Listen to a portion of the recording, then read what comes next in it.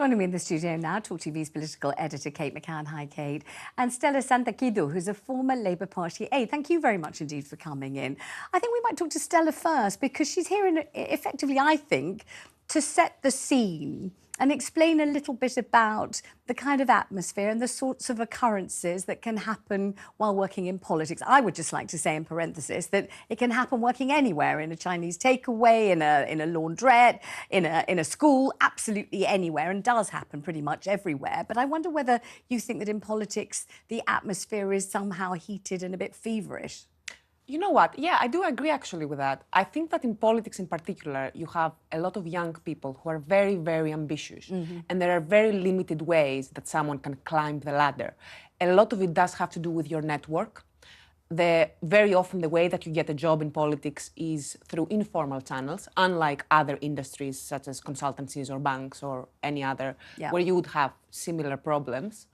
And you do have a place where you have a lot of young women who are looking up to more powerful, more ambitious men who have positions of power and who are obsessed with their works, very career-oriented.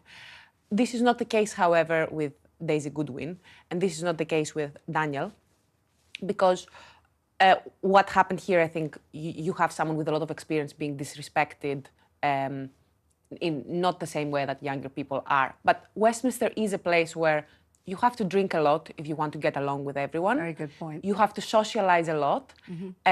Your ability to be promoted has to do with your ability to socialize a lot.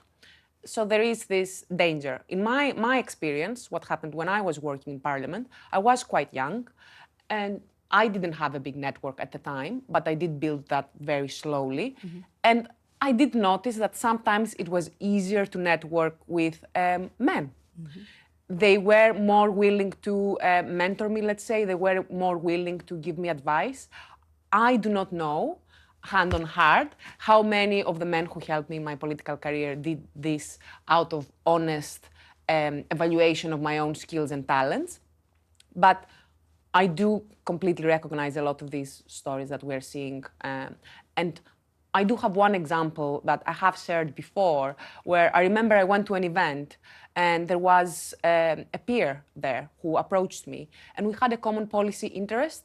And at the time I was doing some work with a think tank, and I thought, amazing, I can perhaps invite this politician to my event and he will speak. And he offered, on his own, he said, Stella, let's have a meeting, let's have a chat about this common policy interest.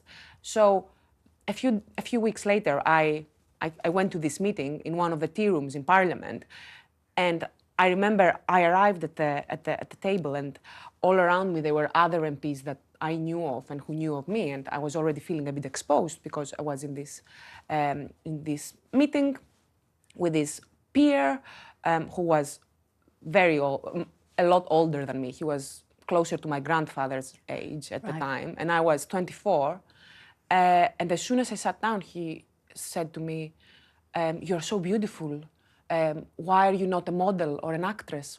How comes you chose to work in politics?" And the rest of the conversation went something like that. And I remember at the time I told him, I said, it was right when the Me Too scandals were starting, and I said, why are you talking to me like this? Do you not realize I could go to a journalist and I could really embarrass you with this? And he couldn't understand. He couldn't understand why I was being so offended by this. He couldn't understand my reaction. And if, Stella, I say to you that I imagine there will be some people, not everybody, certainly not, but some people watching you right now on this show or listening to you on the radio or via the app or whatever it is, thinking, hang on, what was wrong with that? Especially the people who can see you might well be thinking, well, she is very beautiful. She's beautiful. And, you know, this is how people speak to each other all the time in every possible context. And this guy was old enough to be her grandfather, and he didn't put his hand on her breast, and he didn't put his hand on her thigh, and he didn't do anything physically intimidating. All he said was, you're very beautiful. How come you chose to do this rather than be a model or an actress? There might well be people thinking, and what was wrong with that? Maybe he really wanted to know. Maybe he thought, she's so beautiful, what's she doing here? He might have thought it genuinely. Now, you may well say whatever he thought, and even if he genuinely thought that, which he might have done, let's say, could have done, it was none of his business to make it your business. In a professional capacity, he shouldn't have told you that anyway, even if that's what he really wanted, he shouldn't have told you. Or maybe you're going to say to me that when he said it, it felt to you to be sexual, inappropriate, personal, physical, all of it was just not the right thing for that kind of a meeting. How did you perceive it at the time? You're quite right, Vanessa. He didn't do anything illegal. No. I don't think he should go to prison.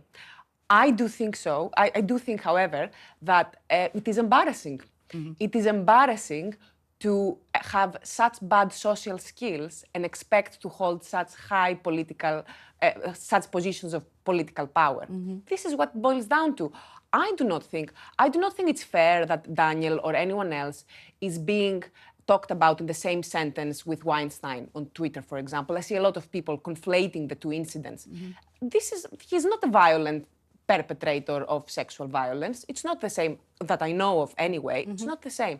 But it is poor social skills, and it does really hurt as a young woman to try to work in this industry when you're constantly reminded that your highest value is your sexual value.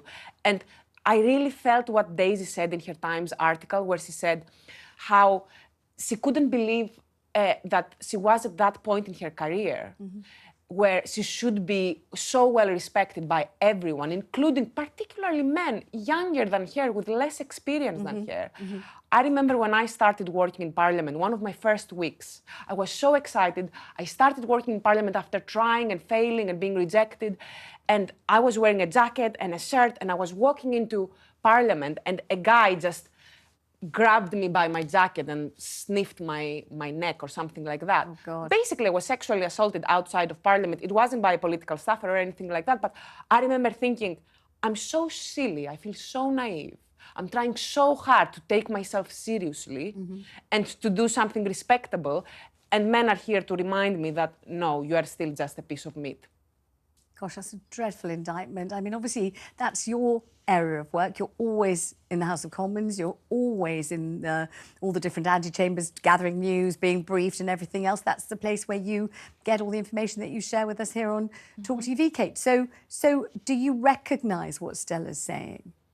Yeah, and any woman and lots of men who've worked in Parliament will recognise that environment. I'm sure there will be people listening who will recognise it in their own workplaces to a greater or lesser extent. As you said, it's not unique, but no. Parliament is it's a very odd place. I mean, people will know it has a bar, at least one bar in there. You know, people will spend long hours working there. They will socialise with people who are not their families because their families and friends aren't in the same place.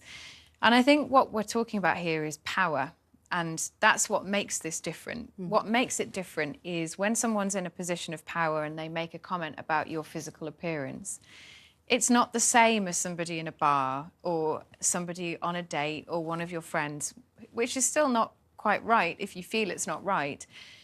If somebody is powerful, you really don't have very many options. You can laugh it off, but if you choose to say something about it, in a world where that is seen as a currency, it becomes very difficult to get on. It certainly does. And Stella, I wonder whether you said anything to this elderly peer, whether you said, well, actually, I'm not here to talk about what I look like, you know, I'm here to talk about this important point of policy that I want to clarify with you or something. Or did you not? Or what did you say? I did. I lectured him. I said, you did? Do you realise, I told him, do you realise I could go to a journalist tomorrow and embarrass you? And he couldn't understand why I was so offended. He was really, really confused. And this is what it boils down to. A lot of men, it boils down to a lack of empathy, which, again, not a crime. You shouldn't go to prison for lack of empathy, but you do need to reflect. You do need to think about your social skills. You do need to think about how you come across, the same way that I had to think back then. Oh, did I do anything wrong? Was my behavior in any way sexual that I didn't realize? In the same way that I have to think about these things as a young woman, shouldn't you, as an older male who wants to hold high political office, reflect on how you come across? And there will be some people watching and listening thinking, hang on, wait, you cannot sterilize all human conversation, even in the workplace. Because even in the workplace where you're trying to be professional, you are still human, male, female, male, male, female, female, or whatever it is, you're still human. And as you have said, a lot of it is over a kind of social life, a kind of, bit where it's after work, after office hours, but the work's still going on, the networking's still happening, it's all still going on, and yet you're kind of out of the office environment. And people will think you can't just iron that stuff out of all human behaviour. People do spark off each other, people do fancy each other, people do chat each other up, people reject each other, all sorts of things happen in the workplace, especially if you spend absolutely all your time in the workplace. You never go home at all, only at weekends or whatever it is. They will say that maybe it is kind of an impossibly high ideal to imagine a man not saying to a woman, I think you're beautiful, or what you're doing in this job, you're really much too gorgeous to do it, and that what women have to do is cultivate some kind of, what they'll say, sense of humour and laugh it off, and, have broad shoulders and don't be so, such a snowflake and don't be so oversensitive. And if they did say that to you, what would you say to them? I frankly agree. Yeah, I think we should be allowed to flirt, for sure. And when you work in politics, when you work in Westminster, you spend a lot of time at work. And what is more natural than wanting to date someone with whom you have similar interests? Yeah. However, shouldn't you draw the line someone? And in the same way, you should be socially allowed to flirt. I'm socially allowed to reject you. Very true. And to tell you are embarrassing yourself if you're in your 70s and you think that an appropriate target for your flirting is a 20-something-year-old woman. That wasn't a date. That's the point that's here. the point. This is you went to a meeting to talk about a policy. And I think that's the point. It's not a blurred line if what you're doing is talking about policy. If you're working, it's not a blurred line. Absolutely. If you're in a bar, maybe things are different, but it's quite clear. So Daisy Goodwin has been giving a few interviews today. She's been on the Today programme, she's spoken to Times Radio. This is a little bit of what she said. It gives me no pleasure to be doing this. I just think sometimes you've got to do the right thing. And a very respected person who in his lot rang me about 3 weeks ago and said, did I know that she was running for mayor? And I said I didn't. And he said, oh, okay, well, what next? And I think, and I respect him very much. And, I think he made me feel that this was the right thing to do. And, I do feel that it's the right thing to do. And, if Daniel Korski had at any point reached out to me and apologised or said, maybe that would have been a different thing or whatever. But, his tactic is the age-old tactic of denying everything. The woman's a bit of a fantasist. What does she know? Da-di-da-di-da-di-da. I mean, you can doubt my veracity. Everybody can doubt my veracity if they want to. But there is really no reason for me to make this up. Yes, I mean, there is no reason that anyone can gather for Daisy Goodwin to make this up. As I said yesterday on the show, I've known her since I was 17. We were at university together, and she's a woman of considerable achievement. She really is. She founded an independent TV company, sold it for a great deal of money, has made all sorts of terrific programmes, wrote Victoria, also directed it, has published novels, is happily married to the same guy that I knew when she was at university, that she met at college. I can't see what she could possibly gain by this. She's not somebody on the make.